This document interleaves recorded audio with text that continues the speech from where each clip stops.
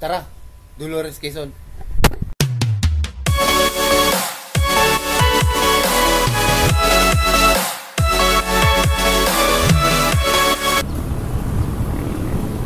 San Pablo City, mga katadyak.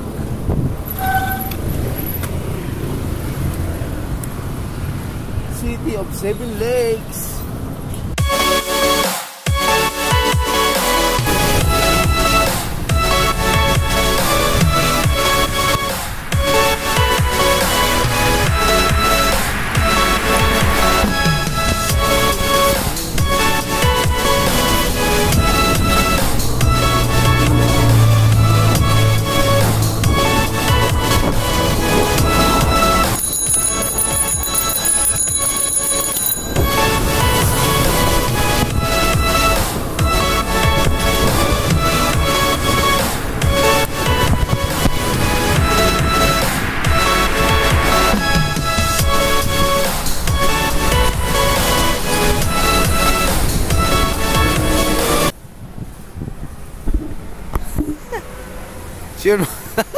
Yun mga katadyak, bali andito na yung mga kasama ko from Lucena. Ayan no, Vlogger Bio.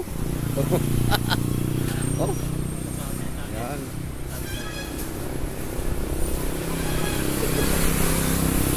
Vlogger Bio.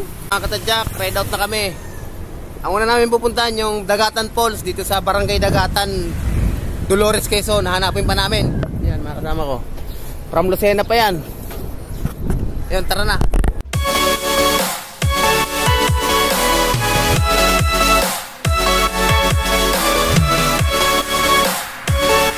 Jack, pag nandito ka na sa Barangay Dagatan, Dolores, Quezon, pagtanong mo lang yung ano, yung Sitio Santa Ines. So dito, pag galing ka ng Dolores Lalig Road, kanan. Sa kanan ka lang, diretso lang to. Sabi mo yung mga tricycle driver dito. Hanapin lang natin yung falls dito. Doon, tara na.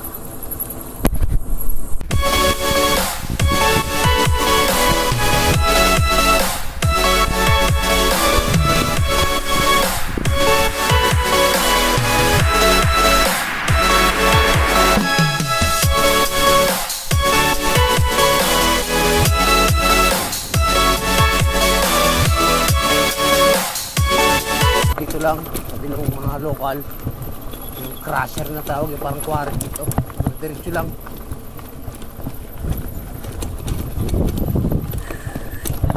Yung talagang ano, first time hanapin pa langgay din. Yun, tara na.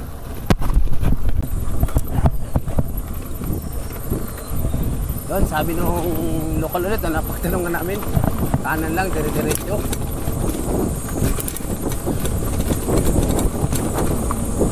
Yung ano dito, maganda magbike dito mga katadyak. Mahangin, baka malilim dahil puno at trail to trail.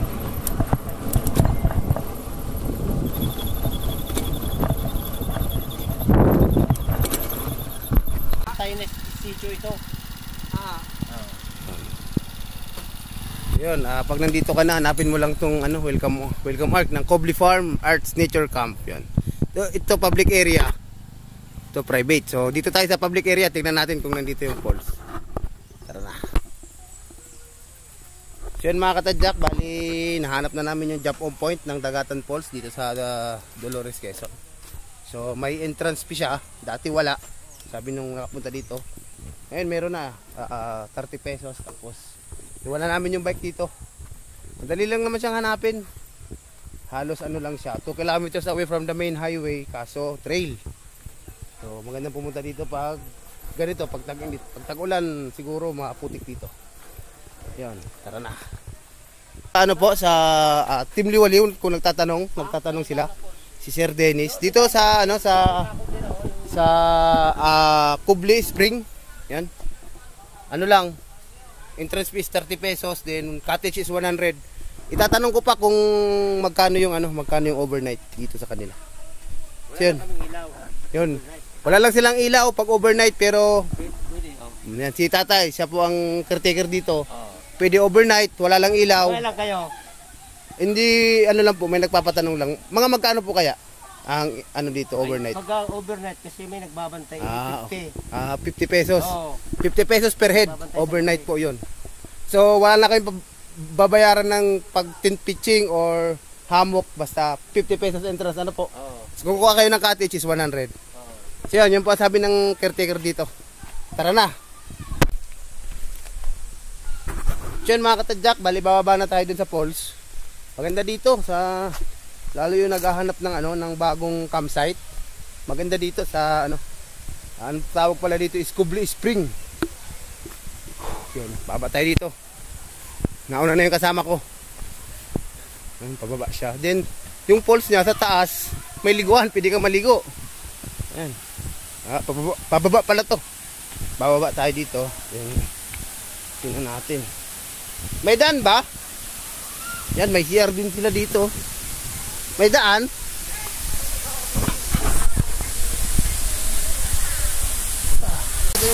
Okay. So yun mga katadyak.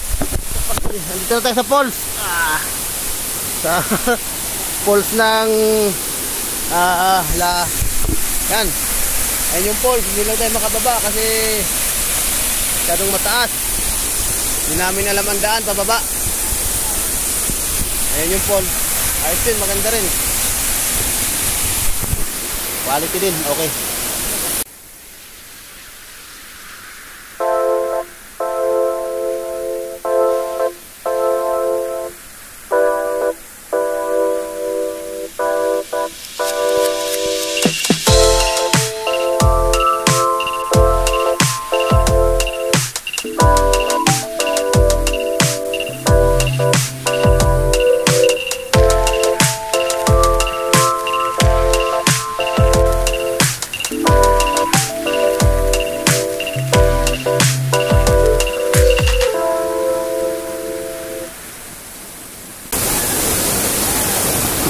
Yun mga katadyak, bali nandito na tayo sa malapit sa mismong falls. Yun, ito. Yan, ito yung falls. Ayos din mga katadyak, may mga naliligo doon sa taas. So okay din, so pahinga lang kami kunti. Then akit na kami doon sa taas. Rekta na kami ng Bangkong Kahoy Valley. Yun, tara na. So yun mga katadyak, bali bababain natin yung spring. Yung pinagliliguan nila, parang mini pool dito na pwedeng maligo. Pwede kang maglagay ng tent malapit sa may spring nila, sabi nung caretaker ni tatay. Kaya yung mga mahilig mag-camp, pwede dito. Malapit ka sa ilog, ayan no. Malapit ka sa spring. Swerte kami dahil bukas ngayon, dahil sinasara daw to pag may ano, pag may nag-aarkla ng buong lugar, may shooting sila. Ayan. Si Paul. Paul. Mamaya pa ba tayo? Oo, maliligo ka ba? Gusto ko maligo. Oo, maligo ka dyan. Huwag ka lang magpalunod. Liwaliw. Ayan mga katadyak yun. Ito yung spring na pwedeng paliguan. Sir Dennis Wolf ng Liwaliw. Ayan. Ayan o, mga naliligo. Sa taas to lang falls. Yan, pwede ka mag-camp dyan. May mga kubo din sila. Ayan. Hammock, pwede rin mag-hammock dito. Basta maganda dito. So yun. Ikutin pa natin yung lugar para makita.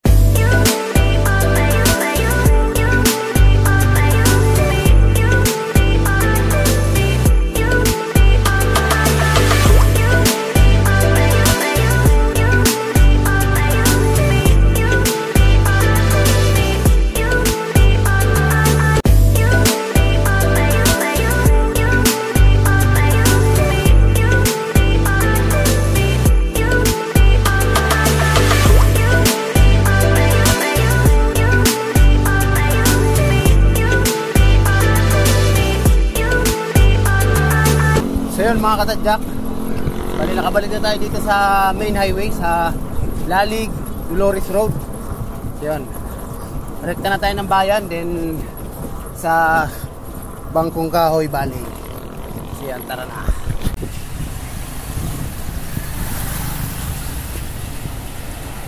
Yun, nandito na tayo sa circle ng Dolores, Quezon. Yan yung way papunta sa San Pablo. Ito naman yung papuntang Dolores, Quezon. Yan. Barko.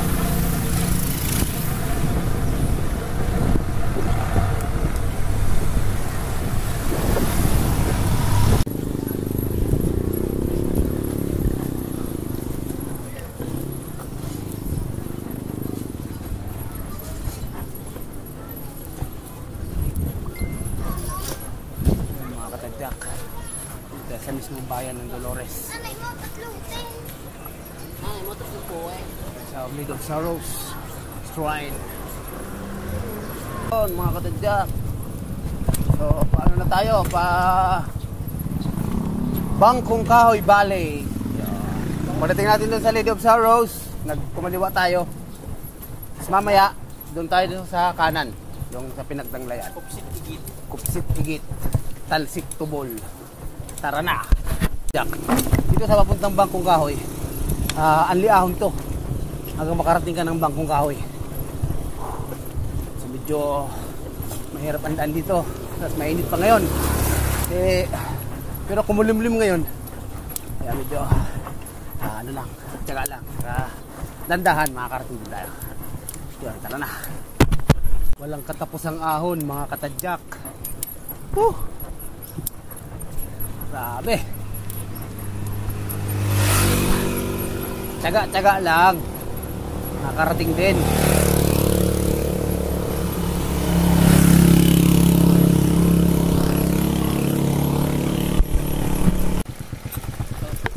So yun, mga katadyak, bali pahinga muna kami at mag-ice cream kasi hindi naubos yung ahon. Grabe. Yun ba dyan na masarap po yan? Ito. Ano yan? Bubble gum. So yan, ice cream muna kami. Salamat kay Warrior, kay Servio the Warrior. Tara, mga katadyak, bali ride out na ulit kami. So 11:30 AM. Sana hindi uminit. Grabe, nagiyahon. Nasa ano pa kami, 5 kilometers bago makarating ng Bangkong Kahoy Valley. Tara na. Yan, mga katadyak. Ahon na naman.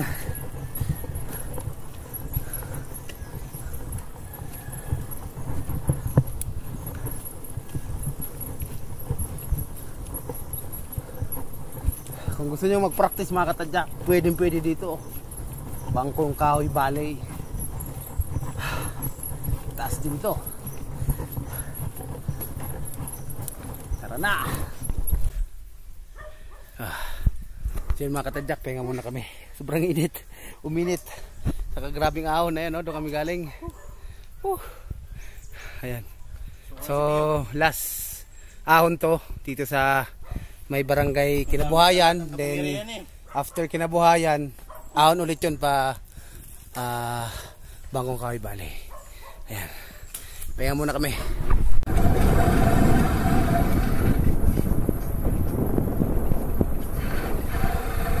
Welcome to Kinabuhayan, the land of protector. Kinabuhayan na tayo. Yan na, nauna na yung kasama ko.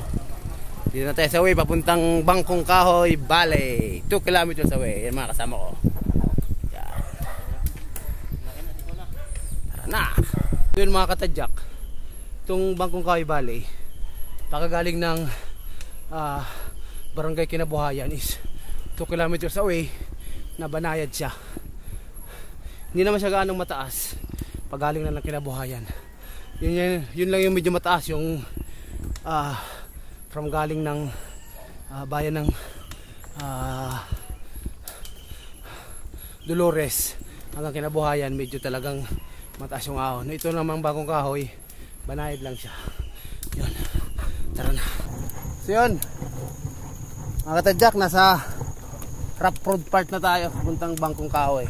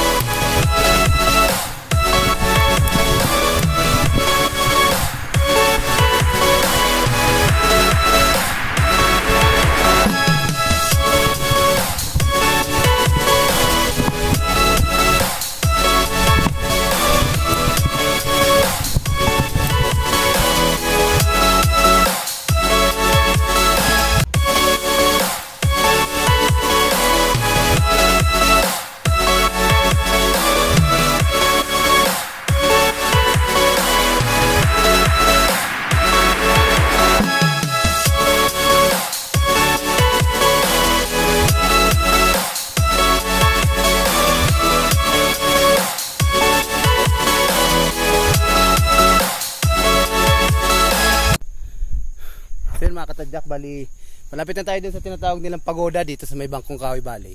So yan, ayan yung Mount Banahaw. Then ito naman yung Mount Cristobal. So nasa pagitan tayo. Actually may daan to eh. Ang labas mo ay Nagcarlan, Laguna. May mga dumaan na rin ng mga bikers dito yan. Dito ka lang dadaan, dire-diretso yan. Kaso ang daan pagdating mo dun sa bundok kasi dadaan ka ng pagitan ng Banahaw at Cristobal ay daang kabayo. So yun, hintayin lang natin yung kasama natin. So yun, tara na. Doon, tayo dito sa may tatawag nilang pagoda. Malapit lang to pag nasa may Bangkong Kahoy Valley ka na. Katin mo lang to siguro mga 100 meters. 100 meters, dito ka na. Pagoda. So picture lang tayo dito. Tayo. Dito, tara na. So yun mga katadyak, bali andito na tayo sa may tinatawag nilang pagoda dito sa Bangkong Kahoy Valley. Ayan. Ganda dito pa, ano to, nasa paanan na, talaga ng bundok, nasa gitna. Hindi lang kita yung ano dito, yung isang bundok kasi maulap yan. Kitang-kita yan, no. Ayan. Dito tayo. Try nyo din dito mga katadyak. So i-explore natin yung pagoda kung anong meron dun. Yan tara na. So yun mga katadyak, ito yung loob ng tinatawag nilang pagoda dito. Para siyang abandonadong rest house sa gitna ng bundok. Sa paanan ng Banahaw at ng Banahaw at ng Cristobal. So yun, may harang lang dito. Pero yan, nakakit naman tayo. Para siyang abandonadong rest house lang. Yan, sayang oh, may taas pa sana. Kaso hindi na, sarado. Ayan. Special din kayo dito mga katadyak, malapit lang siya. Saka ano, kung gusto mo mag-practice ng ahon, yan dito sa Dolores, Quezon. Tingnan muna. Then picture. Tara na. So mga katadyak, bababa na kami sa bayan ng Dolores, Quezon. So magla-lunch muna kami doon, then aakyat na kami ng ano. Sunod naman namin aakitin yung Barangay Pinagdanglayan at Locong Valley. Tapos diretso na kami ng Barangay Masalukot sa Candelaria, Quezon. So yun, tara na.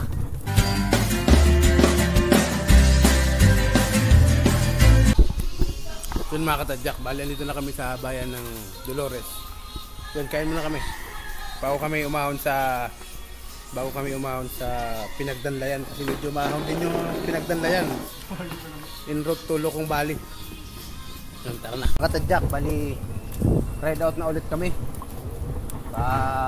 Punta na kami ng Barangay Pinagdanglayan.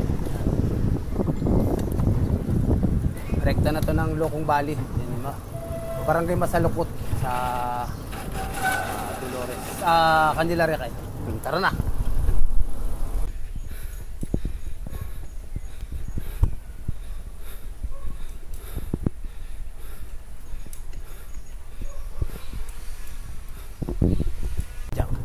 Bali ang daan dito sa Barangay Pinagdanglayan, en route to Barangay Masalukot, Candelaria, Quezon.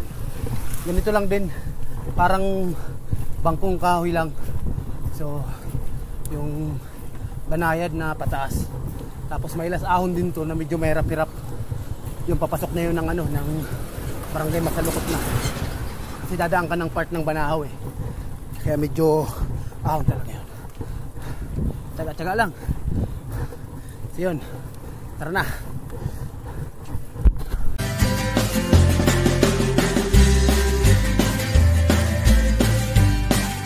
Katadyak, bali ito yung huling ahon dito sa